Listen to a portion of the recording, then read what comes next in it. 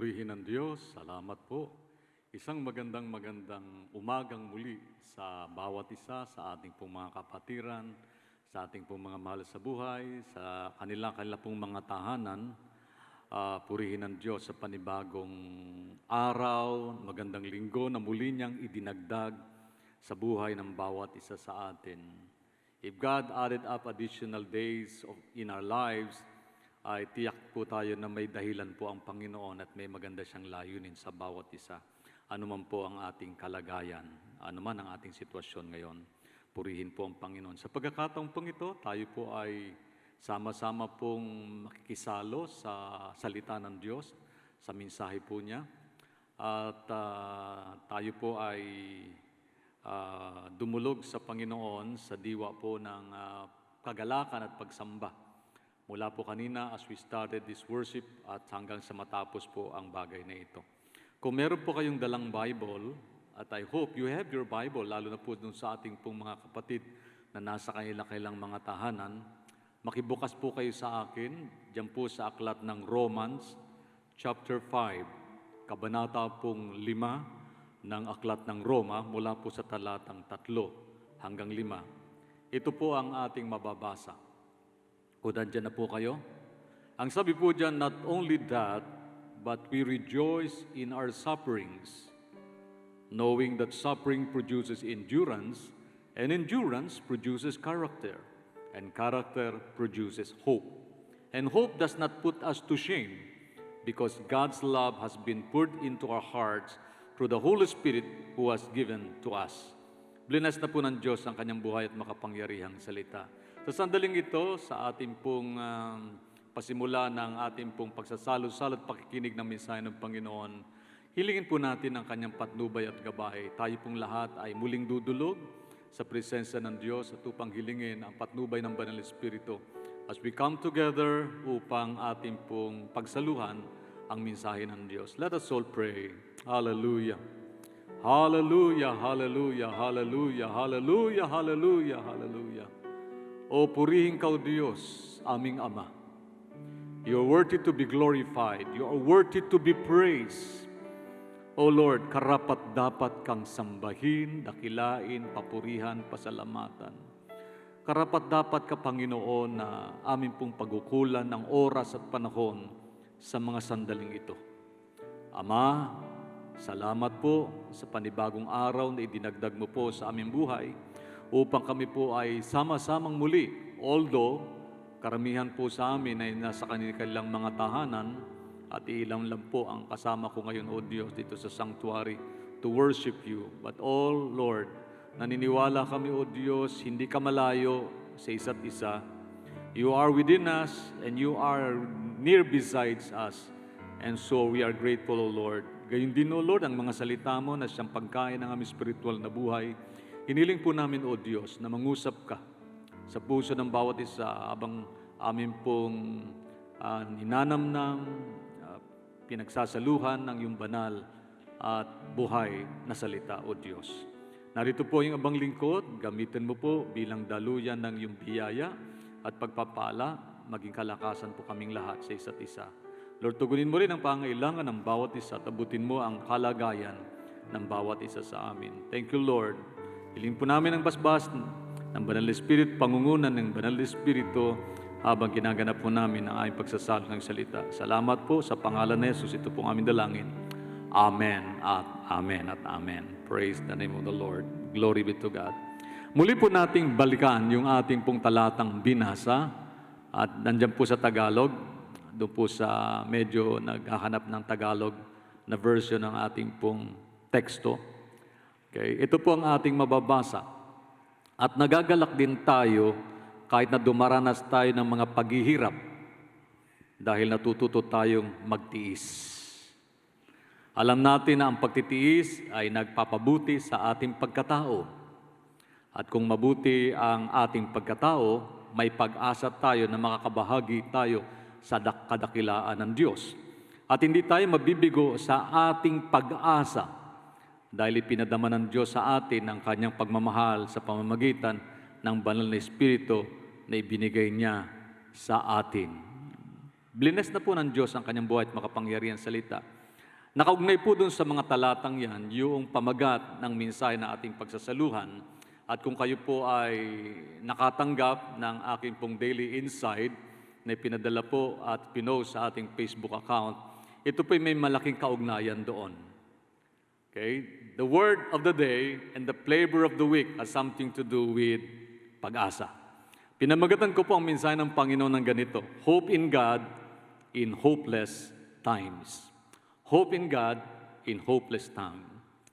The question is this, how can we have hope that causes us to rejoice when everything looks hopeless?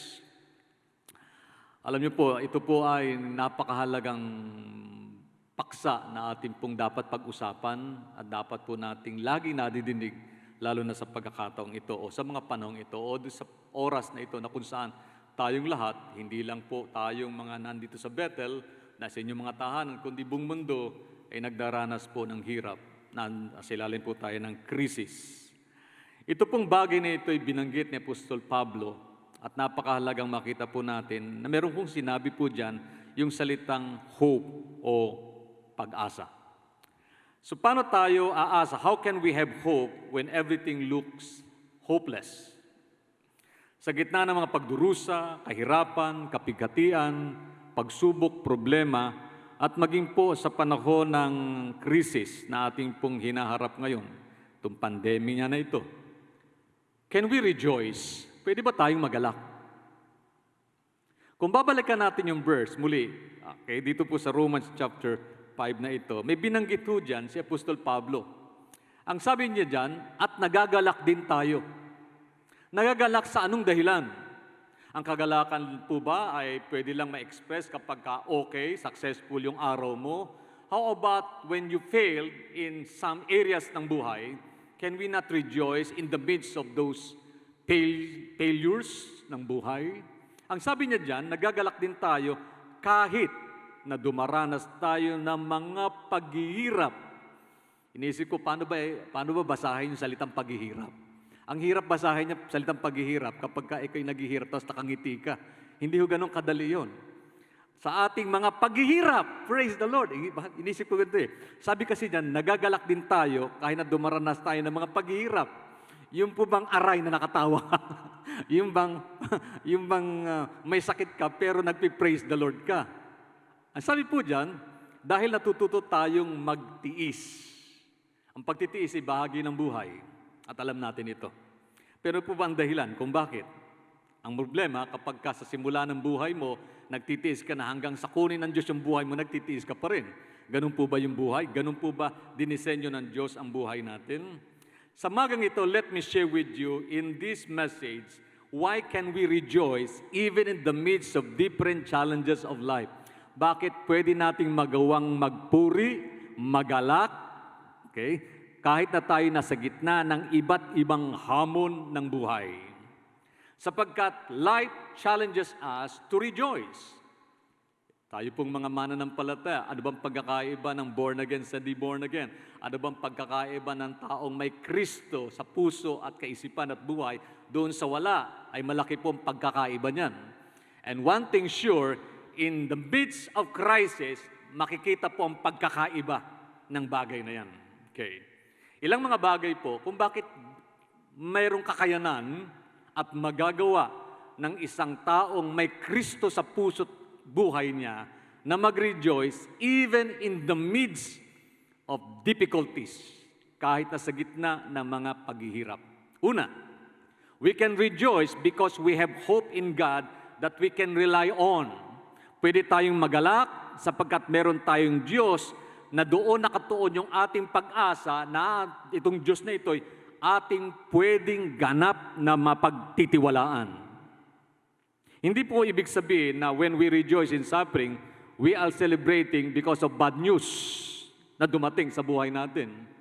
Hindi tayo nagse-celebrate kasi namatay magulang mo, namatay mahal mo sa buhay. Hindi tayo nagse-celebrate kasi na-COVID tayo. Nagse-celebrate tayo in the midst, sa gitna, na kahit may ganung mga sitwasyong dumarating sa buhay natin, ay nagagawa nating maggalak.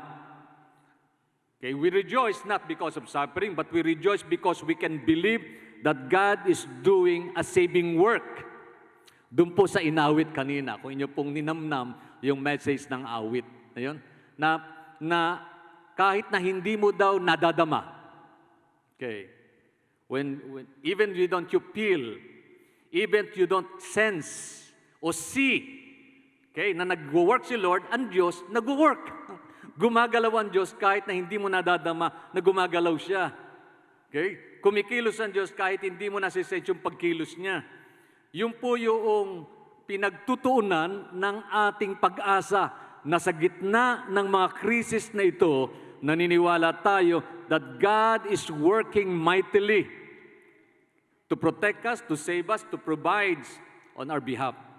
Ginagamit ng Diyos ang mga suffering sa buhay natin para hubugin ang ating karakter, just like the character of Jesus. At ang sabi po sa talata, okay, sa mga pagtitiis na yan, ay nauhubog ang alin daw? Nauhubog yung ating pagtitiis. Sa mga pagsubok na yan, nauhubog yung ating pagtitiis. Nagagawa nating magkaroon ng endurance and patience in the midst of trials. Ang sabi ko nga pagka dumating yung matinding pagsubok ng buhay o pandemic ng buhay, ang magsusurvive, yung mga nakaranas ng hirap noon, ang napagtagumpayan yung hirap na yung marunong magtiis. Yung mga hindi laki sa pagtitiis, konting sakit, naku, yun po, yung ibibigay. Pero yung mga nakatagumpay, nang dahil sa mga pagsubok na nakaraan, yan, yung natutong mag-igib, yung natutong mamalengket, maglakad ng malayo, yung natutong magpawis para makakuha ng konting kita, yun po yung may kakayanang mag-survive in the midst of difficulties. At malaki daw pakinabang nun sa buhay na. Kapag tayo dumaranas ng mga suffering, okay, ito yung panahon na lalo nating nagagawang manalangin at higit nating hinahanap ang presensya ng Diyos. Yun po yung kagandahan niya. Although, hindi maganda dahil may problema, kundi maganda dahil sa kabila ng problema, meron tayong Diyos na pwede nating sandigan. There is a God who can put our hope upon that we can rely on 100%. Proven yung pagtitiwala at tugon ng Diyos sa bagay niyan. Alam niyo ba na ang the greatest times of growth in faith, okay, in God had been when we reached the end of our resources and all we have left is Jesus. Doon lalong lumalago yung ating faith. Yung wala ka na bang ibang maaasahan pa. Yung wala ka nang madukot sa bulsa mo. Wala ka nang ibang pwedeng lapitan. Kasi yung lalapitan mo, may problema din na hindi nilang kayang tugunin yung kanilang kalagayan. Wala ka nang kakayanan na solve yung problema mo. Wala ka nang pwedeng lapitan. Wala ka nang pwedeng gawin. Kundi ang natitira na lang sa'yo ay si Jesus na nasa puso mo. Doon lalong nasusubok, nagiging matatag yung ating pananampalataya. God uses suffering to make us rely in His presence. Ang sabi po ng awit 23 verse 4, kabisado ng marami ito in Psalms chapter 23, yung the Lord is my shepherd, ang sabi ngo ng bata Psalms chapter 23, the Lord is my shepherd and that is enough, period. Pinaikli niya yung chapter 23 ng Psalms. Hanggang 6 verses lang yan, ginawa niya lang 1 verse. At saka 1 praise, the Lord is my shepherd and He is enough, period. Hallelujah. Ang sabi po sa awit 23 verse 4, ang sabi ni King David, even though I walk through the darkest valley, I will fear no evil, for you are with me, your rod and your staff, they comfort me. Hallelujah. Sinabi ni David na kahit siya'y tumatahak daw sa valley of the shadow of death, sa libis ng lilim ng kamatayan. Ibig sabihin, sa panahon ng danger, sa panahon ng suffering, sa panahon ng difficulties. Pag sinabing darkest valley, ito yung panahon na ang tao ay naglalakad doon sa mapanganib na sitwasyon ng buhay. Ang sabi niya, hindi ako natatakot dahil kasama niya ang Diyos. Hallelujah. So kanino niya isinasandig yung buhay niya kapag ka naglalakad siya in the valley of the shadow of death? Sa Diyos. Umaasa siya na kasama niya ang Diyos. He relies on God's presence at yun ang nagbibigay sa kanya ng lakas, tapang at kaaliwan sa buhay. At dapat nating malaman na there's no shadow if there is no light. Ibig sabihin, kahit madilim yan, pag may shadow, may liwanag. At ang ibig sabihin noon, ang Diyos hindi kayo iiwan ni pababayaan man. Hallelujah. May iba't ibang valley of the shadow of death marahil ang bawat isa sa atin na ating dinadaanan. Hindi ko po alam. Maaring ang shadow of the valley of death mo ay nawalan ka ng trabaho. Madilim yung sitwasyon mo. Economically, you are financially drained. Yung iba naman, physical, may karamdaman, may sakit. Hindi man na COVID, may iba't ibang mga dahilan kung bakit tayo nangihinan, nalulupay pa. Yung iba dahil sa alta presyon, yung iba dahil sa heart failure, yung iba naman dahil sa kidney failure, yung iba naman dahil sa allergy, at yung iba naman dahil sa na-COVID. Iba-iba po yung valley of the shadow of death na dinadaanan ng tao. Kaya hindi ko nga alam kung anong valley meron ka ngayon. Subalit, what I do know, Jesus is the light. Ang Panginoong Yesus ang liwanag. Hallelujah. And He is walking with us in that valley. Kaya we can rejoice in the midst of that dark valley na yan sapagkat nandyan ang Panginoon. We can rely on His presence. Hallelujah. Purihin ang Diyos. In another Psalms po ni David, ang sabi niya doon, nireveal niya ang reason kung bakit pwede tayong magalak. In the joy of what? Ang sabi niya doon sa Psalms chapter 31 verse 1, allow me to read it. Ang sabi niya dyan, blessed is the one whose transgressions are forgiven, whose sins are covered. Mapalad daw ang taong pinatawad na ang kasalanan at pinatawad rin ang kanyang mga pagsalangsang. Lahat tayo nagkulang, nagkamali. Lahat tayo may weaknesses. Kung nabasa niyo po yung insight na pinadala ko po at pinost ko ngayong umaga, may kinalaman po doon sa failures natin. Kung minsan may mga kabiguan tayo. Okay. Halos karamihan po ng heroes of faith na naitala sa banal na kasulatan, sila po'y nakaranas ng kabiguan. Moses, nakaranas siya ng kabiguan. Lumungkot din siya. Si David, lalo na. At doon sa kalungkutan niya, pati yung kanyang anak ay naging consequence ng kanyang failures. Kamatayan ng kanyang anak. At yung mga anak niya nag-aaway. Consequence ng kanyang failures. Naranasan itong taong ito na ang puso'y malapit sa Diyos. Ganon din ang iba't ibang mga karakter ng banal na kasulatan. Even yung mga apostles and disciples of Jesus, okay, experience failures. Lalo na si Peter. Pero gayon pa man, si Pedro, alam natin, istorya ni Pedro, hindi natapos yung kanyang buhay at istorya. Doon sa dininay niya si Jesus, 3 times niyang ipinagkanulo ang Panginoon. Pero binigyan siya ng mercy, grace, and forgiveness ng Diyos. At yun yung dahilan kung bakit Peter wrote sa kanyang pong sulat yung tinatawag na living hope, buhay na pag-asa. Kasi naranasan niya ang katotohanan na yon. At tayo mga kapatid, tayong lahat na nakasumpong ng pagpapatawad ng Diyos. Kapatid, may dahilan para tayo magalak. Hallelujah! Amen! Hallelujah! Praise the name of the Lord. Dapat nga tayong lahat ay direkta sa impyerno na pupunta sapagkat ang kabayaran ng kasalanan kamatayan. Subalit ang biyaya ng Diyos sa pamamagitan ni Kristo Jesus ay buhay na walang hanggan. Purihin ng Diyos sapagkat siya ay Diyos na nagpatawad at nagbigay sa atin ng kahabagan at biyayang yan. Amen. At ang sabi nga dyan there is reason for us to rejoice. Those whose transgressions are forgiven, those sins that are covered by the presence of the Lord through His precious blood can rejoice. Hallelujah. We can determine God's love for us based on good or bad circumstances. We cannot determine. Hindi natin pwedeng sabihin na ang Diyos ay mabuti kapag maganda lang yung sitwasyon. At hindi siya mabuti kapag pangit yung sitwasyon. No. We determine His love based on the cross at kung ano yung ginawa niya para sa atin. Hallelujah. Praise the name of the Lord. Kaya sa panahon din ng pandemyang ito, hindi natin pwedeng questionin ang pag-ibig ng Diyos. Hindi natin pwedeng questionin. What is pandemic? Physical, problems Pero more than physical, dinil ng Diyos yung pinaka-deepest need ng tao, yung kanyang spiritual needs, yung kanyang eternal destiny, yung ating eternal destiny, pinahalagahan ng Diyos. Ang problema po, ang tao, pag umasa, hanggang pansamantala lang. Yung pag-asa ko kasi, inherent ito sa ating human being. Bilang tao, meron tayo niyan. Di po ba? Halimbawa, pag ikay sinilang, umaasa ka na mabubuhay ka. Di po ba? Pag ikay nagtanim, umaasa ka na Anong inaasahan ba ng mga nagtatanim? Ay di umanin ng tanim. Yung pakinabang doon sa itinanim. Pagka nagtrabaho ka, umaasa ka, pag kinsenas at katapusan, ano matatanggap mo? Listahan ng utang. Ganun po yun. Pero huwag ka mag-alala kasi may pambayad ka. Kasi umaasa ka, nagtrabaho ka, mikikita ka. Yun po yun. Inherent po yan sa human being.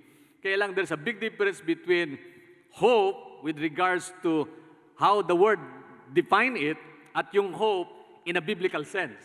Kasi yung hope, pag tinignan nyo sa dictionary, ano yan, a sense of damdamin ng paghahangad na yung hinahangad ay magaganap. Inaasahan mo eh. So, di ba?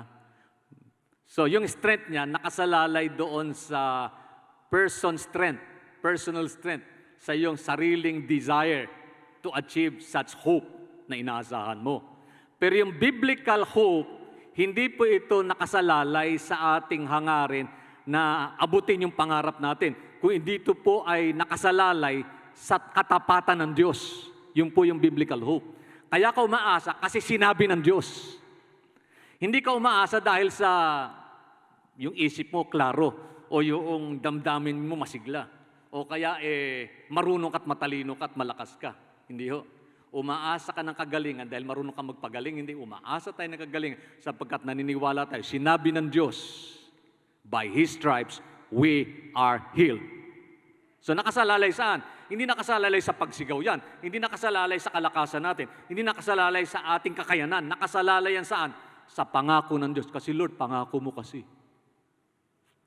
So nakasalalay yung hope natin sa katapatan ng Diyos. Amen. So yun yung biblical hope. Kaya kakaiba yung biblical hope doon sa basta simpleng hope. Kasi pwedeng umasa ka eh. Alam niyo po ba yung hope pwedeng tama at pwedeng mali? Ang tawag doon sa mali, false hope. False hope. Halimbawa, tamba ka na ng 100, 2 minutes na lang natitira, ay umaasa ka pang mananalo, kapatid, false hope yun. False hope yun. Himala na lang daw, himala na lang, himala. Ay himala kapag lumindol, natigil yung laro at na-postpone. Hindi natapos. Pwede yun. Pero yung manalo ka, ang laman ng kalaban mo ay 100 points ang diferensya, 2 minutes na lang ang natitira. Kahit na mag-10 3 points ka, kapatid, wag kang umasang mananalo ka. Okay? May mga false hope tayo eh. Di po ba? Yung umaasa kang susweldo ka, hindi ka naman pumapasok, hindi ka natatrabaho. Kapatid, false hope yun. Umaasa kang pupunta ka sa langit, hindi mo tinatanggap si Jesus, ay false hope yun. Di ba? Umaasa kang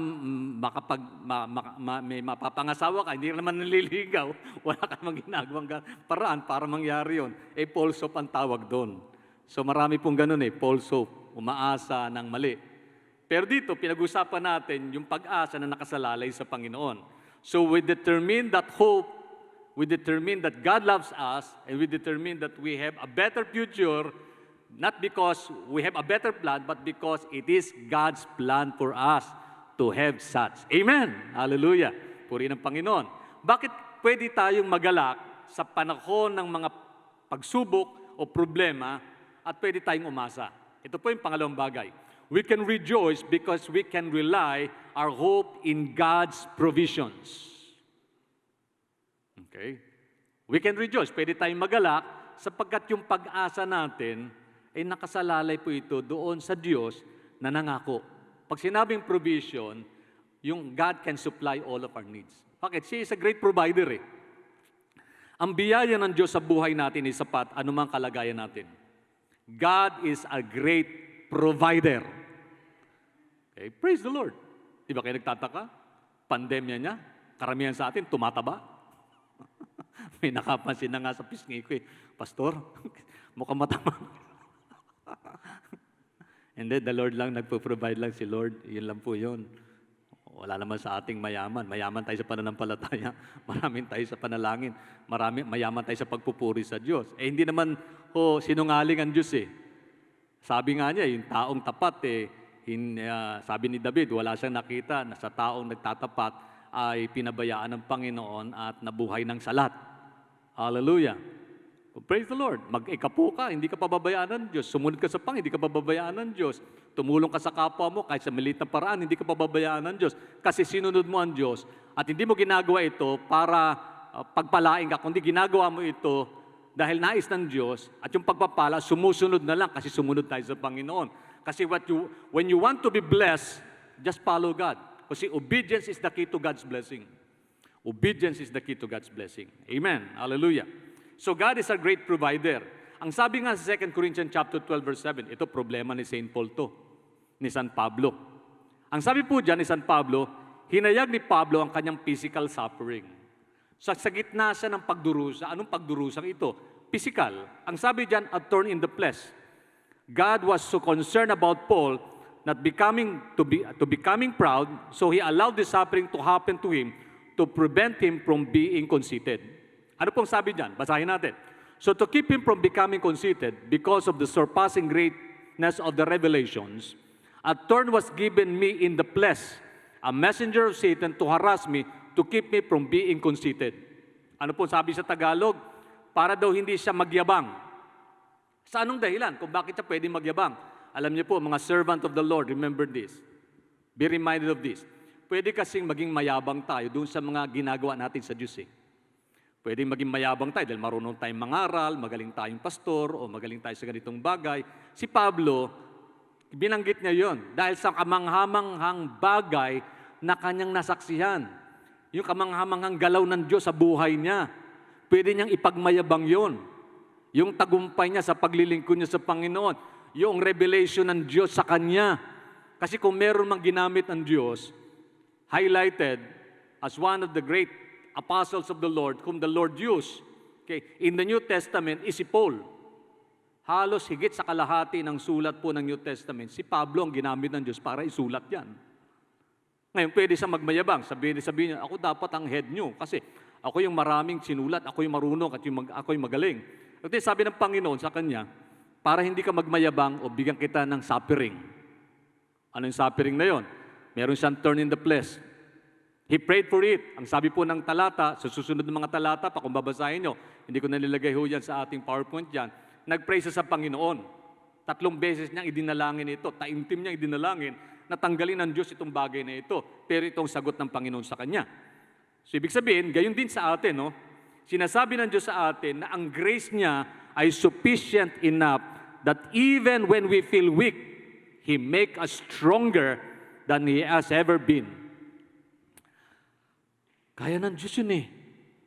Na sa panahon ng kahinaan, pwede kanyang palakasin. Hallelujah. So pwede tayong mag-rejoice. In the midst of this COVID crisis, we can rejoice. Na kahit na hindi tayo, bawal pa rin po yung 100% face-to-face gathering. Nasa alert level po rata tayo. Hindi na ho nang mabanggit kung MCQ, JCQ. Basta nasa level 4, kumbaga sa signal ng bagyo nasa signal number 4, na medyo dinagdagan lang ng konti. Yung pwedeng dumalo sa mga gathering na ito, katulad nito, dinagdagan nila ng 20%. Yung 10% naging 20%. Yan. Pero kailangan fully vaccinated. Tingnan nyo nga naman yan. So kahit na ganun mga limitasyon, hindi po ito nakahadlang upang tayo mag-rejoice sa Diyos. Bakit? At this moment, tingnan nyo, nasa mga bahay-bahay po ang marami sa atin.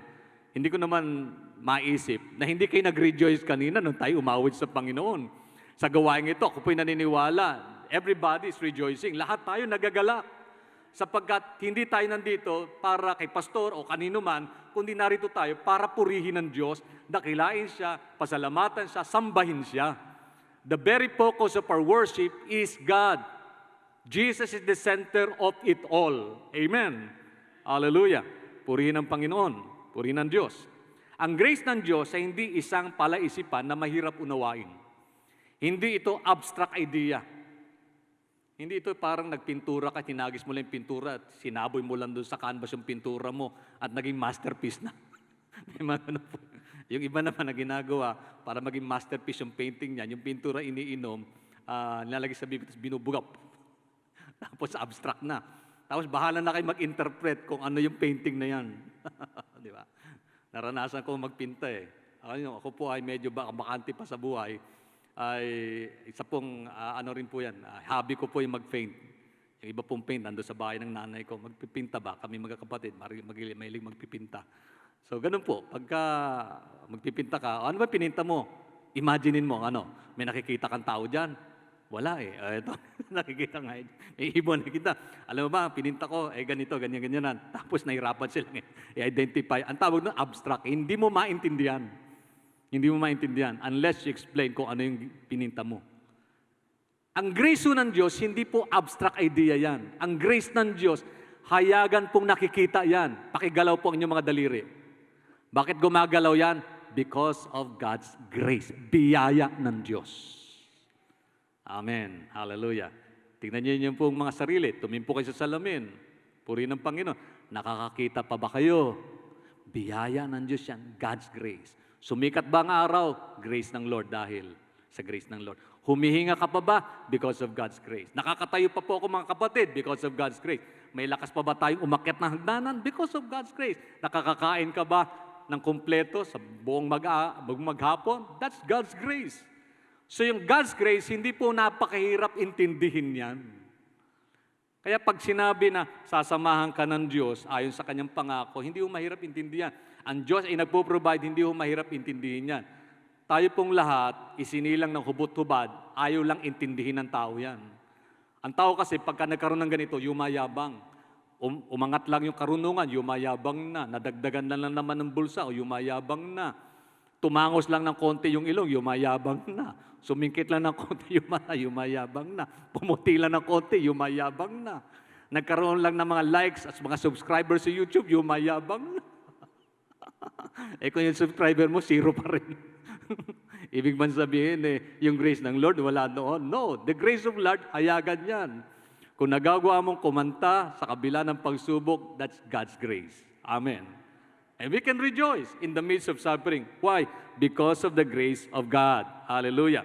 Si Jesus mismo, ang presence ng Holy Spirit sa buhay natin, at ang presence ng Holy Spirit sa buhay natin, ang source ng mga biyaya na yan. If you have Jesus in your heart, dama mo yung grace ng Diyos. Pag nakikita mo yung galaw ng Holy Spirit sa buhay mo, ibig sabihin, yung biyaya ng Diyos, hindi kanya pinababayaan, hindi kanya iniiwan. Our suffering is our stepping stone that God uses us, or uses that place where we're in, upang makita natin yung new level of faith at makita natin yung higit na biyaya ng Diyos sa buhay natin. Amen. To that we can rejoice. Hallelujah. Amen. Kadalasan kasi kaya nawawala yung kagalakan natin, yung lungkot bumabalot. Kasi yung focus natin, inaalis natin doon sa biyaya ng Diyos. Halimbawa, yung focus mo, pasalamatan mo ang Panginoon, may agahan ka ngayon. Kaya lang, yung kapitbahay mo, may kumatok sa inyo eh. Hello? Lalamove po. May deliver na in order na mukhang lechon siguro yun. O kaya masarap na pagkain. O kaya galing sa isang restaurant. Dito po ba nakatira si ganito? Ay hindi, pangalan mo nabanggit. Pangalan ng kapitbahay mo. Nalaman mo, naamoy mo pa kung ano yung bit-bit ng sender, no? Nung nag-deliver. So, nainggit ka na ngayon. Mabuti pa sila. Yung agahan nila, pa-order-order na lang. Samantalang kami dito, dinidildil na asin. Konting tuyo. Yung tuyo pa ay nabudbura ng maraming asin. So pagka yung tuyo nyo nabudbura ng maraming asin, isang buwang ulam yan. Yung pong ibig sabihin, kayang tumagal na gano'ng panahon. Ang problema po, yung grace ng Lord, nawala. Kasi nga, nakafocus tayo dun sa mali. Kung meron ng kapwa mong ganito, huwag kang mainggit. Kasi yung inggit, nanakaw yan ng kagalakan para yung biyaya ng Diyos at yung kagalakan dulot nito yung madama mo. Ayun. So, iwasan ng pagkahambing, iwasan ng pag-inggit, iwasan yung pagkakaroon ng self-pity sa buhay. Amen. Hallelujah. Pangatlong bagay, kung bakit kailangan natin, magagawa natin mag-rejoice in the midst of suffering, nakatuon ito dun sa hope na ito. We can rejoice because we can rely our hope in God's power.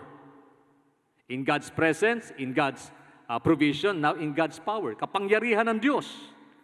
Tuloy natin yung kwento ni Apostol Pablo. Bakit? Ito ang sabi ni Apostol Pablo sa kabila ng pagsubok na dumating sa kanyang buhay. 2 Corinthians pa rin, chapter 12. Kanina yung verse 7 binasa natin, no? Okay. Ito yung sabi niya sa verse 9. Ang sabi niya, "But he said to me, my grace is sufficient for you, for my power is made perfect when in weakness." Titigan niyo po yung verse na yan.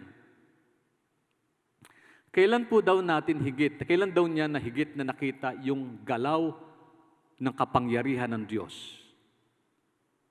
sa gitna ng kanyang kahinaan? Made perfect eh. Sabi dyan, the power of God is made perfect in weakness. Ang sabi po karugtong, "Therefore I will boast all the more gladly of my weaknesses, so that the power of Christ may rest upon me." Buti na lang po, yung sinabi ni Paul, hindi nalagyan ng tuldok nun sa pagkatapos ng witnesses. Tingnan niyo po, kung babasahin niyo, "Therefore, I will boast all the more gladly of my weakness." Period. Hindi po eh, may kama eh. Ayan. Hindi po natapos yung statement doon sa weaknesses. Kundi, "so that the power of Christ may rest upon me." Na sinasabi ni Apostol Pablo, sa kabila ng thorn in the flesh na ito, sa kabila ng matinding problemang pisikal at karamdaman na ito, ang kapangyarihan ng Diyos nakikita ko. Hallelujah. Rest upon me. Pag sinabing rest, nakasandig, nakapahinga sa buhay niya. Yan. Ibig sabihin, hindi gumagalaw, hindi mo matitinag ang kapayapaan na yan, yung pag-asa na yan. Hallelujah. "Therefore, I will boast all the more gladly of my weaknesses, so that the power of Christ may rest upon me." Alam niyo, meron po akong insight na nabasa niyo marahil ito. Yung narinig niyo ba yung salitang pagod na ako? Pagod na ako, pastor. Yan. Alam niyo, sa panahong ito, madalas nadidinig ni Sister Nene yan eh. Yan. Halimbawa, may gagawin ako sa bahay. "Mama, meron pa akong tatapusin." Yan. So, gawin ito. Galaw. Pukpok dito, ganito. Pagkatapos nun, "Ay, Mama, pagod na ako." Yung 8 hours of work during my junior years, doon po sa mga katulad ko po at magkakaklasing medyo lumagpas na doon sa edad 40 at 50. Ano yun? Yung lakas nyo ngayon, hindi na katulad nung dati. Totoo lang, di ba? Yung lakas natin ngayon, hindi katulad ng dati. At alam natin salitang pagod na ako. Ito'y dialogue yan ng mga taong nagtapos sa kanilang hard works and heavy tasks. Ito rin pong salitang pagod na ako is a statement of person who have gone through a very difficult situation o very difficult trials, yung bang humarap sa matinding pagsubok. Na naubusan na siya ng lakas, na parang nandun na siya sa huling sandali ng panahon niya, na worn out na siya, na exhausted na siya, drain out na siya, at halos nawala na yung energy niya. Yan. Bakit nangyayari ito? Simple lang ang dahilan eh. Ano yon? Tao ka kasi. Hindi ka Diyos. Tao tayo. At hindi lang yun. Ako'y mag-60 na. Yung isa pong dahilan, ako po'y magsi-60 na. Ayan. Hindi ko naman ikinakahiya yun. Ako'y magsi-60 na. That is the simple answer. We are all human and we are getting older. As much as we want to go ahead and move forward to accomplish more things, we just can't. Why? Because mayroon tayong mga limitasyon sa buhay. Our strength is limited. Nalolobat tayo. Okay? We being human have weaknesses. May mga kahinaan tayo. Kapag tayo tumatanda, nababawasan ang ating lakas, nalilimitahan ang ating abilidad. Lumalabo ang ating paningin, nanghihina ang ating mga reflexes, at bumabagal ang ating mga lakad. Maging ang mga kabataan, napapagod din. Amen? Yan, yung iba, "Papa, pagod na ako mag-aral." "Papa, pagod na ako sa homework ko." Naranasan ko po yung 2 o 3 araw na walang tulog, kagagawa ng report. Tapos during that time na magre-report ka, sasabihin ng professor mo, hindi siya makakapasok, next week na. Tingnan mo nga naman yun. Napagod ka. Kaya lang, gano'n talaga buhay. Nakakapagod. Yan. Lumalabo ang ating mga mata. Maging mga kabataan napapagod, nanghihina at nanlulupaypay din. We experience physical weakness, nagkakasakit tayo, tumatanda, humihingal, napapagod. We experience material and financial weaknesses, nalugi, nagsara ang negosyo, nawalan ng trabaho, naubos ang naipon, walang natanggap na allowance, konti lang ang kinita sa trabaho dahil nabawasan yung araw. May gusto kang bilhin, hindi mo mabili. Bakit? Kasi wala kang sapat na perang pambili nun. Nakakaranas din tayo ng mental weaknesses. Ano yon? Nai-stress ang ating kaisipan, kaiisip dun sa solusyon sa problema. We think na na-drain out na tayo, wala na tayong maisip na paraan pa. We could no longer answer some life's questions. We could no longer decide wisely. Ay sabi ko nga, kung magpapasya ka, huwag ka magpasya dun sa lungkot na lungkot ka. Huwag ka rin magpapasya kapag masayang masaya ka. Magpasya ka kapag ka yung isip mo, panatag na panatag ka, saka ka magpasya. Di ba? Kaya lang, kailan yun? Sometimes you experience spiritual weaknesses. At aminin natin itong bagay nito. Yung sinasabi ng Lord, mag-pray ka, hindi mo magawa mag-pray. Bakit? Hinang-hina ka na. Hindi ka na makapag-pray katulad ng ginagawa mong panalangin noon. Hindi mo na rin mabasa ang Biblia nang may kagalakan katulad ng pagbabasa mo noon. Hindi ka na rin makadalo sa gawain ng Diyos kahit na online man lamang, kahit na meron ka namang load at meron na ka namang internet, kaya lang hindi mo na magawa. Mamayang gabi na lang. At pag dumating yung gabi, nakatulog ka na, bukas na lang, Lunes na yun. Hindi na siya Sunday worship, Monday worship na. Wala po akong pinatatamaan. Baka meron, purihin ng Diyos. Parte po ng suffering. It is God's grace also. Purihin ng Panginoon. We cannot work normally, we cannot do anything. Anong gagawin natin kapag dumating tayo sa ganitong kalagayan? Yan. Well, sa panahon na tayo napapagod, we need to humbly ask God for His grace to help us. Parang simple lang, Lord, help me. Napapagod po ako, Panginoon. Hindi mo naman kailangan gawin pang formal yung prayer mo eh. Alam niyo yung conversation kay Lord, hindi laging formal yan. Di po ba? Kasi kung ang Panginoon nasa puso nyo, ang relationship mo malapit kay Lord, hindi normally at usual, formal yung pakikipag-usap mo sa Kanya. Pag nagmamaneho ka, pwede kang nagpipre, kinakausap mo, Lord, kamusta Panginoon? Panginoon, gaganda ng mga nilikha mo. Nakikita ko yung ulap, habang ako'y nagmamaneho. Panginoon, yung lawak ng daan, buti na lang, hindi traffic. Panginoon, salamat po. Nakakausap mo si Lord. Di ba? Kakausap mo. Yung normal na pakipag-usap mo, parang nandyan lang siya. Nandyan lang siya. Hindi ako makapanalangin. Bakit? Close ang Caloocan Bethel. Para bang yung prayer mo naging intense kapag ka nandun tayo sa church. No, ang prayer po is a communication, intimate communication with God saan man tayo naroon. Amen. Hallelujah. Kaya lang, kapag ka nakaranas ka ng spiritual weakness, hindi mo na magagawa yung ng normal. Kaya ano gagawin natin kapag ka dumarating sa isang kalagayan? Humbly ask God, Lord, napapagod po ako. Hindi ko na po magawang mag-pray katulad nung dati. Panginoon, tulungan mo po ako. Thank you, Lord. Amen. Hindi ko na mag-pray. Tapos, mamaya, pray ka uli. Hanggang sa ma-realize mo na lang, yung prayer mo nagiging intimate uli at nagiging intense. Amen. Hallelujah. Salamat sa Diyos at may mga pangako siya. Ang sabi niya sa Psalms 84, verse 5, You bless all who depends upon you for their strength. Pinagpapala mo yung mga taong umaasa sa iyo ng kalakasan. Mapala daw ang tao, ang kalakasan ay nasa iyo. Hallelujah. Kaya ang tanong, kanino ka umaasa ng lakas? Sa kapangyarihan mo, kapangyarihan ng kapwa? Dapat sa kapangyarihan ng Diyos. Amen. Hallelujah. Ang ating lakas ay limited. Ang lakas ng Diyos, unlimited.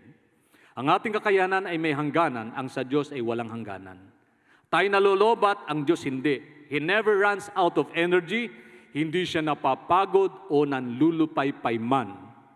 Ito ang sabi ng Isaiah chapter 40 verse 28 to 29. Hindi ba ninyo nalalaman? Hindi ba ninyo naririnig na itong si Yahweh ay walang hanggang Diyos? Na siya ang lumikha ng buong daigdig. Sino daw ang lumikha ng buong daigdig? Ang Diyos. Hindi tayo. Okay.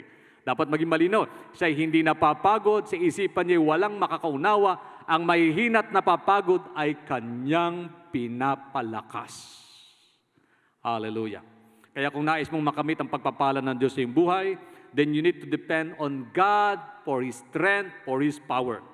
And the best and the only thing you can do is to lie still in the arms of God's caring love, okay, tulad ng isang bata na sumasandig, okay, sa balikat o sa palad ng kanyang mga magulang. Ito po mga anak ko, nung sila po ay medyo bata-bata pa, madalas yan, karamihan sa kanila, yung yung lalapit lang, tapos sasandig, yayakap, yayakap. At meron po kami yung bunso namin, kahit na hindi ko naman sinabi may edad eh. Kahit 18 years old na siya. Tama ba? 18 na ba ang anak ko? Okay. Nagagawa pa rin niya yung sumasandig. Yan, nag-embrace, yakap. Okay. Alam ko po na kung ano nararamdaman ng taong gumagawa nun. Kasi ginagawa ko sa nanay ko yun, sa tatay ko yun. Ibig sabihin yung panatag ka, komportable ka. Ganun. Alam mo na andyan sila at hindi ka nila pababayaan. How much more sa Diyos, mga kapatid? How much more sa Diyos? Amen. Hallelujah. Ang ating mga weakness ay maaaring maging mabuti para sa atin kung ito ang magiging dahilan upang matutunan nating lumapit at magtiwala ng lubos sa Diyos. Hallelujah. Lahat tayo may mga weakness to deal with. Ang tanong, ano yung kahinaan mo?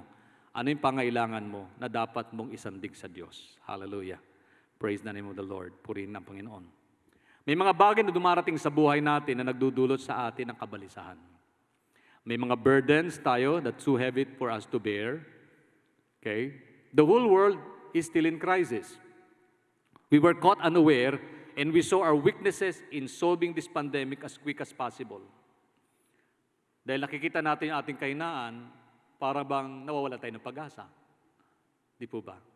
Tapos nadidinig pa natin yung ating mga balita, hanggang kailan ito mangyari, walang katiyakan. Diba? Na-vaccinate ka na, kailangan mo pala ng additional vaccine para makadagdag. Ang tanong hanggang kailan? Ano pa talagang solusyon? May pag-asa pa ba? Well, sa hindi natin magagawa, ano dapat natin gawin? Magpanik? Mangamba? O baguhin natin ating perspective?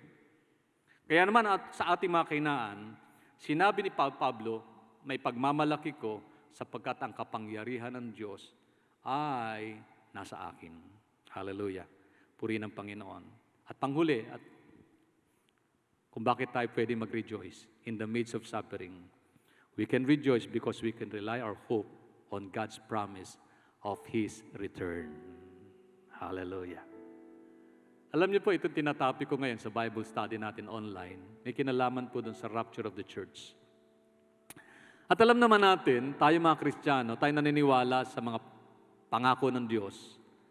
Kung meron mang event sa kalendar ng langit na hindi pa nagaganap at ating inaantay ito, any moment from now, it might come, ay yung muling pagparito ni Jesus. The rapture of the church. Ang sabi ng Hebrew chapter 9 verse 28, so Christ, having been offered once to bear the sins of many, will appear a second time. Not to deal with sin, but to save those who are eagerly waiting for Him. Anong sabi daw doon? Ang sabi po dyan, si Kristo'y minsan lamang inihandog upang pawiin ang mga kasalanan ng mga tao. Siya'y muling darating, mga kapatid. Hindi upang muling ihandog dahil sa kasalanan, kundi upang iligtas ang mga naghihintay sa Kanya. Alam natin na ang mundong ito ay punong-puno ng suffering. And we are part of the world. Nag-i-exist tayo dito eh. Hanggang ngayon, nandito pa tayo. Pero may pangako ang Panginoon na tayo Kanyang susunduin. In the midst of suffering, it would be better for us to think about the promise of the Lord. Yung bang, Panginoon, maghahanda kami, baksi. Marahil itong mga bagay ito nangyayari sa aming paligid, yung mga pagdurusang ito. This is just a prelude to the worst situations that would come.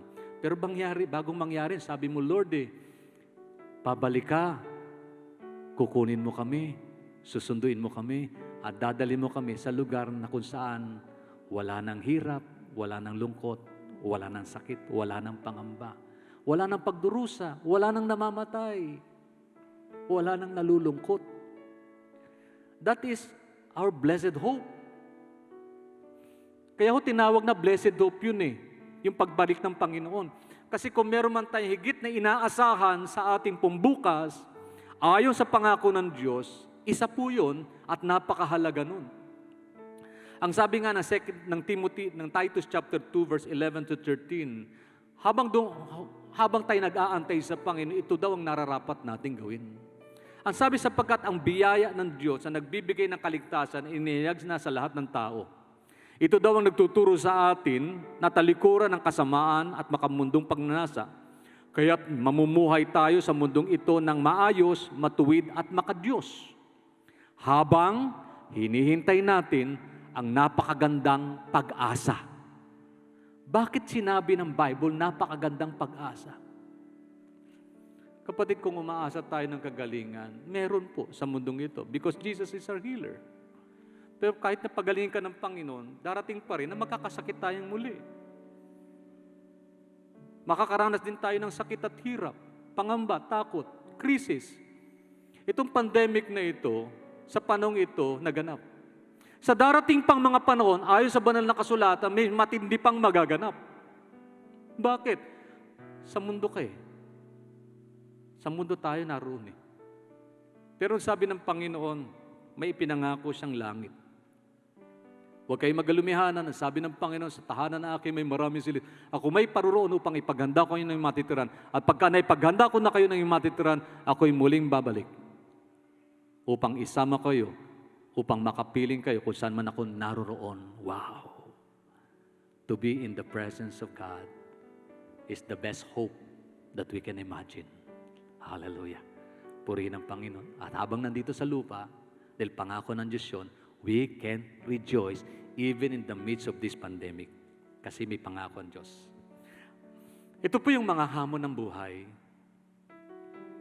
Ikaw kapatid, handa ka ba sa pagdating ng araw na ito? Inihanda ba natin ang ating sarili? Ang pag-asa ba natin nakatuon sa katotohanan that Jesus may come right now or any moment from now?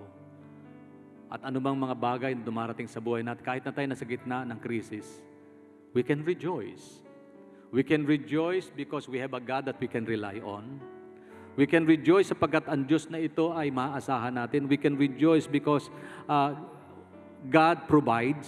We can rejoice because of His presence and power dahil sa kapangyarihan niya. And we can rejoice because of His promise. Babalik siya para tayo ay sunduin at dalhin sa kanyang presensya. Amen. Hallelujah. Yun po ang pag-asang tinatanaw ng mga mananampalataya habang tayo nandito at habang inaantay natin ang pagbalik ng Panginoon hanggang sa makamit natin yung katotohanan ng pangako niya sa bawat isa sa atin. Ang ating pag-asa po, hindi po nakasalalay sa kakayanan natin na isipin yun, kundi sa kakayanan po ng Diyos na gawin ang pangako niya sapagkat siya'y Diyos na totoo at tapat sa kanyang mga pangako. Kapatid, tama lang na isandig natin ang ating pag-asa sa katotohanan ito. Ikaw, ano yung kalagayan mo? Kaya mo bang mag-rejoice? O may mga dahilan kung bakit hindi mo magawang mag-rejoice? Kapatid, namnamin mo minsang ito. And I tell you, God can change your sorrow into joy, your suffering into gladness. Dahil siya po ang tugon sa lahat ng ating pangangailangan. God can provide. Ano man ang pangailangan mo, tuon mo yung pansin mo dun sa pangako ng Diyos na pwede kang umasa dahil ang Diyos na ito ay nagpo-provide ng ating pangailangan. Tayo pong lahat ay manalangin sa presensya ng Panginoon. O Diyos, purihin ka. Purihin ka, purihin ka, purihin ka. O God, hallelujah. Purihin ka sa iyong mga pangako. Purihin ka sa iyong salita. Purihin ka sapagkat ikaw Diyos na pwede naming sandigan, O Diyos, sa mga sandaling ito. At dahil ang pag-asa namin nakatuon sa iyo at ang pag-asang ito, O Diyos, God, ay amin pong tinatanaw na may katiyakan.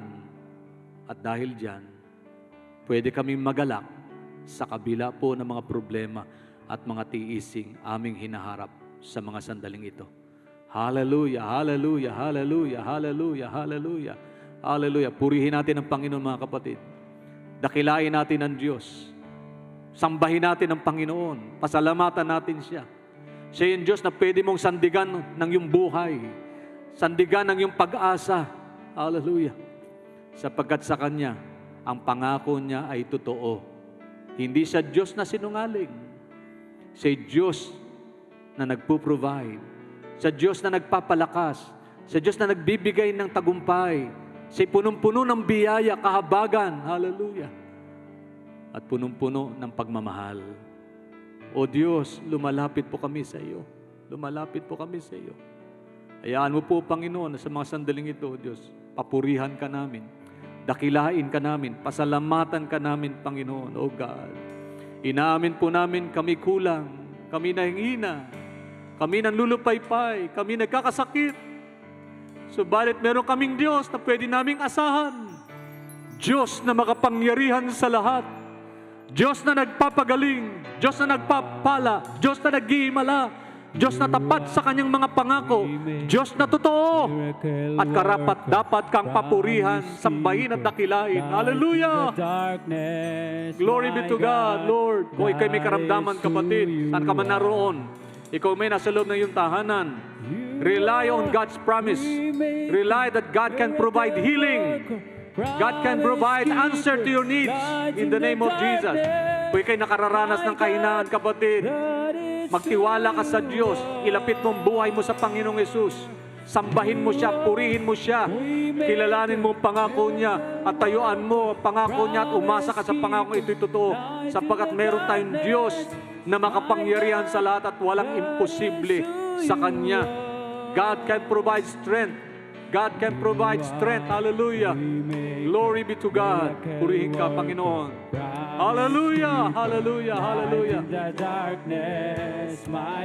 Yes, Lord. God is who you are. God is who you are. Waymaker, miracle worker, promise keeper, light in the darkness. My God, that is who you are. Kung kayo may mga problema, simulan niyong purihin ang Diyos. Hallelujah! Purihin mo ang Panginoon at isandig mo ang iyong pong pangangailangan doon sa katapatan ng Diyos. Maging sa ikaw na nanghihina sa mga sandaling ito, rely on God's faithfulness, not on our own strength, not on our ability, but on God's promises and who this God is. Hallelujah! God, God, God, we worship you because of who you are. We make a miracle worker, promise keeper, light in the darkness, my God, that is who you are. Hallelujah. Hallelujah. My God, that is who you are. Never stop, Lord. Everywhere I see it, you work it. Everywhere I feel it, you work it. Never stop, it never stop. Umaasa kami, Panginoon, O Diyos, na kahit namin hindi nakikita, hindi namin nadadama, pero naniniwala kami, O Diyos, gumagalaw at kumikilos sa aming buhay. At nakikita namin, Panginoong, bunga ng iyong galaw, bunga ng iyong gawa, O Diyos. Hallelujah. A time will come that we will witness, O God, we will see the evidence of your mighty works. God. You never stop, you never stop working, you never stop. Hallelujah. We make a miracle worker, promise keeper, light in the darkness. My God, that is who you are. Hallelujah, hallelujah. Waymaker, miracle worker, promise keeper, light the darkness, my God, that is who you are. Hallelujah, hallelujah. Oh yes, God. That is who you are. That is who you are. That is who you are, Lord God. Hallelujah. Hallelujah, hallelujah, hallelujah. Thank you, God. Hallelujah. Light in the dark. That is who you are. Oh, hallelujah. That is who you are. That is who you are. That is who Hallelujah. Oh Dios, hallelujah. Yes, Lord God. That is who you Oh Lord. That is who you Lord, magagawa naming magalak, magpuri, mag-rejoice. Even in the midst of suffering, even in the midst of this crisis, even in the midst of hardship, because you have said so in your words, suffering produces endurance, and endurance produces character, and character produces hope. Yes, Lord. Hallelujah. At yung aming pag-asa po'y hindi whispering hope, but it is a true living hope. Yes, Lord. It is Hallelujah. hope that focus on you. It is hope that the strength comes from you. Sa iyo pong katapatan, sa iyong mga pangako, O Diyos. At tama lang po, Panginoon, iasa namin ang aming buhay sa iyo, O Diyos, na tapat at totoo sa iyong mga salita. Marami pong salamat, Panginoon. Lord, sa mga pinagagaling mo sa mga sandaling ito, Yes, thank you, Lord. God. Hallelujah. Thank you, Lord. Hallelujah. Thank you, God. Hallelujah. Sa mga tinutugon mo po, Panginoon, financially, materially, sa mga sandaling ito, sila na may mga weakness sa bagay na yun. Lord, salamat po. Salamat po sa pagtugon. Oh God. Sila na mayroon pong emotional weaknesses, Lord. Nakakaramdaman ng lungkot, depression, loneliness. In the name of Jesus, Lord, salamat. Pinasasaya mo sila. Tinutugon mo sila. Pinasisigla mo sila, O Diyos, in the name of Jesus. Doon po sa nakararanas, Panginoon, ng spiritual weaknesses. Panginoon, salamat, Lord, pinalalakas mo at pinasisigla, nire-revive mo ang kanila pong spiritual life in the name of Jesus. Nagagawa na ng ilang ngayon magpuri sa iyo ng may kagalakan. Nagagawa nila, Panginoon, ngayong basahin ng salita ng may kagalakan, magpuri sa iyo, sumamba sa iyo ng may kagalakan. Salamat po, Panginoon. O God, at salamat sapagkat meron kaming tinatanaw na mas magandang bukas. Tulungan mo kaming lagi naming antayin ang may kagalakan, ang katotohanan at kaganapan, Panginoon, ang araw ng iyong muling pagparito. In the midst of trials and suffering, we do know na malapit ka nang dumating. Malapit mo na kaming sunduin. Salamat po, Panginoon. To that, we rejoice. We give you glory. We give you honor. We give you praise. In Jesus' name, amen. Amen. And amen. Hallelujah. Purihin po ang Panginoon. Purihin ang Diyos. Hallelujah. Thank God. He is our hope in this hopeless time. Sa pagkakataon pong ito, tayo po ay dadako po sa isa pang mahalagang gawain. Tayo po ay magkakaroon po ng Holy Communion. Alam po natin na tayo po ay ito po ay unang linggo ng buwang ito.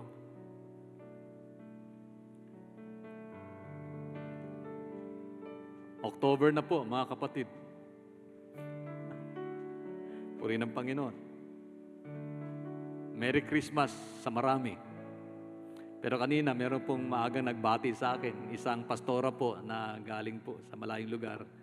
Ang bumati ng Pastor June, Happy Pastor's Month.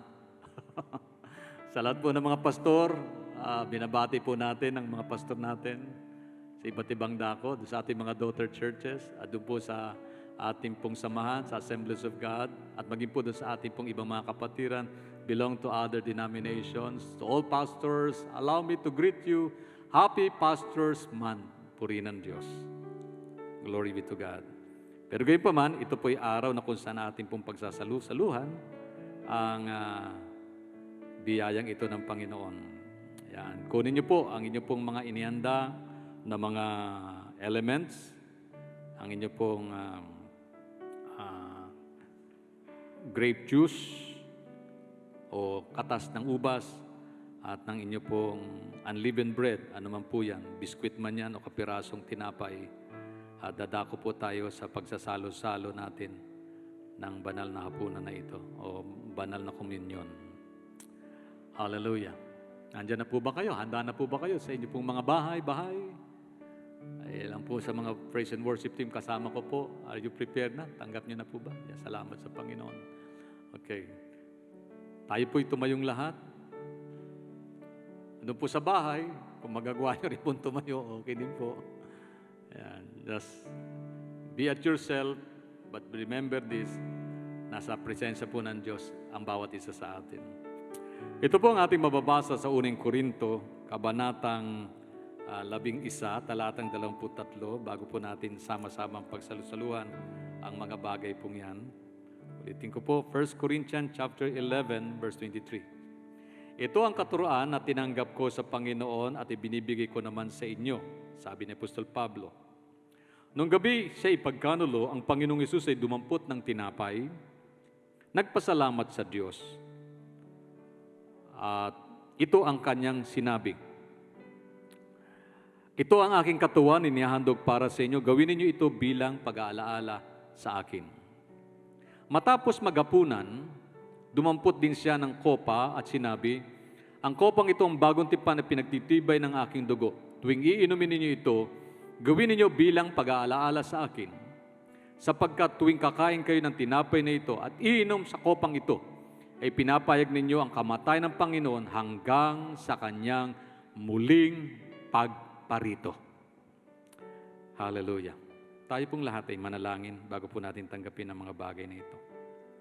O Diyos, salamat pong muli sa isa pang pagkakataon na ipinagkaloob mo po sa amin upang malaya naming gawin, gampanan ang mahalagang gawain ito. Kami po'y nagsasalo-salo, bagamat ang ilan po ay nasa kanilang mga tahanan, pero gayon din Lord, sa loob ng tahanan, kasama po nila ang kanila pong mga mahal sa buhay, tangan po ang mga elementong ito na nagsisimbolo o Diyos ng iyong pong katawan at ng iyong banal na dugo. Katawan na nag-suffer dun sa cross ng Calvary sa pamagitan po ng mga latay na iyong tinanggap.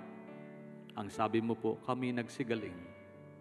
At sa pamagitan ng iyong banal na dugo, tumagas sa iyong buong katawan, O Diyos, na nagkaluray-luray, O Lord.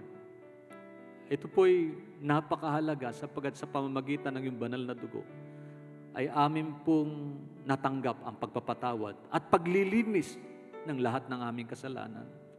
Sapagkat kung walang pagbububo ng dugo, wala daw kaligtasan. Salamat po, Panginoon, hindi mo ipinagkait ang napakahalagang sakripisyong ito para sa amin. Dahil nagmamalasakit ka't nagmamahal sa amin. At tama lang po, O Diyos, aming isandig ang aming pag-asa sa iyo sapagkat ikaw lang po ang nangako ng totoo at tapat na gagawin mo ang pangako mo. O Diyos, salamat po sapagkat hindi po natatapos ang mensahe ng komunyon sa basta paggunita, O Diyos, sa iyong ginawa doon sa krus ng Kalbaryo, kundi may mensahe ding ito ng paghahanda at pananabik ng pag-aantay sa iyong pagparitong muli. Panginoon, salamat po sa iyong dakilang pag-ibig, kahabagan at pagliligtas sa amin. Hayaan mo po, Panginoon, sa aming pagtanggap, maluwalhati ka namin. Sa pangalan ni Jesus, Amen at Amen. Sama-sama po natin kainin, mga kapatid. Sama-sama po natin inumin.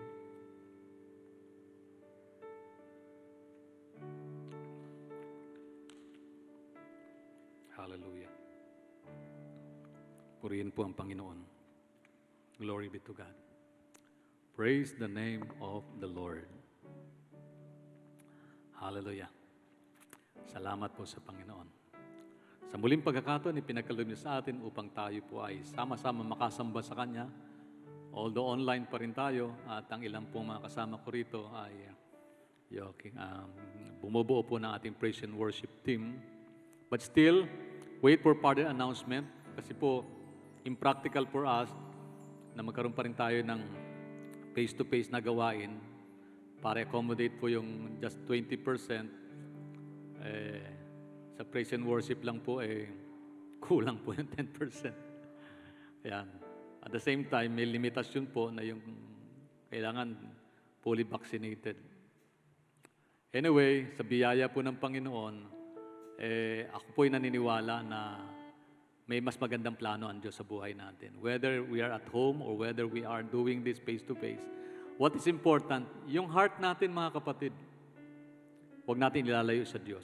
Pero darating ang araw, we will come together and meet together face-to-face. Ayan. Marami nagsasabi, baka sa langit na yun. Ay, mas maganda po. Di ba? Hallelujah. Praise the name of the Lord. Pero, we're hoping. Umaasa po tayo, hindi daw sa ating sinabi ng government, sinabi ng ganito, sinabi nila, sinabi na kung sino man magiging Pangulo, kapatid, umasa tayo sa Diyos. Kasi mas magandang umasa sa Kanya. Amen. Hallelujah. Tayo po yung magtatapos sa gawain. Nandiyan po yung ilang mga announcement. Pakibasa nyo lang po sa inyong mga screen. Hallelujah. Kung hindi nyo pa naman makabisa yan, linggo-linggo, yan po ang ating mga announcement. Yung iba nga, nakapikit na eh. Anyway, kakapisado na yan. Pero meron mang karamdagan, ito pong mga ilang mga paalala, yung ating pong gawain ng mga kalalakihan. Meron pong mga major activities ang ating pong kalalakihan, di lang sa church, maging sa district. Hindi ko po alam kung may presentation ng mga kalalakihan, nakabuo na ba sila ng practices nila. Okay, sa kanila pong gagawing grand, ano ba tawag nila doon sa kanila pong gawain sa STDC. Sa November 6, magaganap po yun. Pwede nyo pong mapanood yan. Okay, sa YouTube din. Mga artista na po, mga kalalakihan, kakantang ilan dyan. Sa kanila pong mga creative, composed songs, kung meron man. Yan, hindi ko alam anong gagawin ng mga taga-Caloocan Bethel kalalakihan. Kung sila po ay sisigaw, kakanta, or whatever. Ang akin lang pong alam, ako po yung isa sa mga judge. Kaya, purihin ng Panginoon. Hallelujah. Gawain po ng mga kabataan, okay, online din. Gawain po ng mga bata, online din. Salamat sa Panginoon. Gawain po ng mga kababaihan, kahapon. Ayan. Nakinig po ako sa inyo. Sa gawain po ng kababaihan. Ang gawain po ng kalalakihan sa distrito, din kahapon din naganap, online. Salamat sa Panginoon. At hindi po yung ating Bible study at prayer meeting. So, salamat. Kamangha-mangha sa online, dumarami tayo eh. Pati yung ibang churches ay nakakadalo sa gawain. Pero I hope na darating po yung araw na tayo magse-celebrate. Sama-sama po tayo. Darating po yung sandaling yun. Umasa po tayo sa biyaya ng Panginoon. Amen. Hallelujah. Tayo po yung magtatapos sa ating gawain. Mawit mo tayo isang masayang awit uli. Tawagin ko po si Pastor Ezekiel. Kung hindi niyo po kilala yan, King po ang tawag niyan. Hallelujah. Sige po.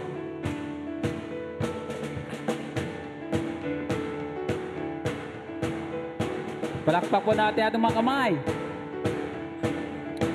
Yes, Jesus. God is fighting for us.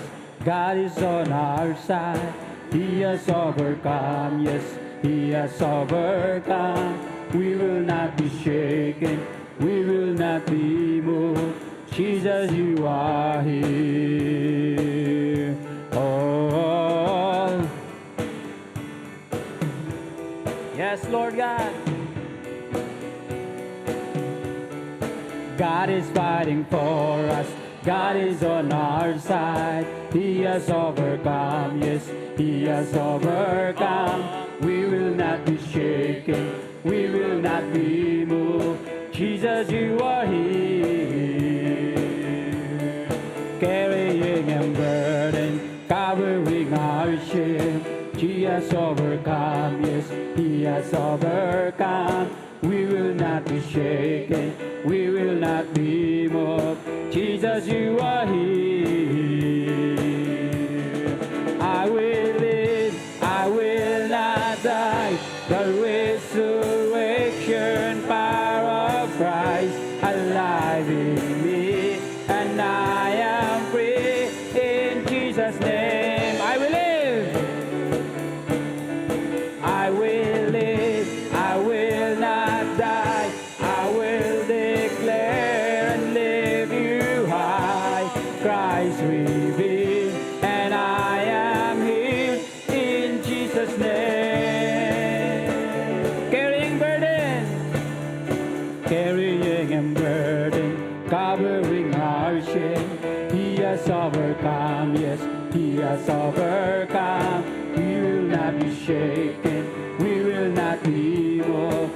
Jesus, you are here. I will live, I will live, I will not die. The resurrection power of Christ alive in me, and I am free in Jesus' name. I will live, I will live, I will not die.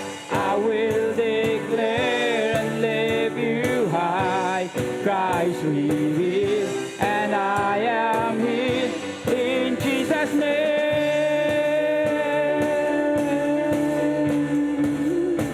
Yes, Lord God. Hallelujah. Yes, Lord. Hallelujah. Hallelujah. Purihin ka, Panginoon. Salamat, Lord God. Napakabuti mo sa bawat isa sa amin. Salamat, Lord, sa natapos namin gawain, Lord God. Sa mga salita, Lord, na napakinggan namin sa lingkod mo, Panginoon. Patuloy ka manguna sa Kanya, Panginoon. Patuloy mo siya ingatan, Lord God. Patuloy mo siyang gabayan, Panginoon, O God. Maging man, Lord God, sa bawat isa sa amin, Panginoon, ikaw din, Panginoon, manguna sa amin, Panginoon, O God. Purihin ka. Purihin ka. Salamat, Lord, sa kagalingan, pinagkaloob mo sa bawat isa.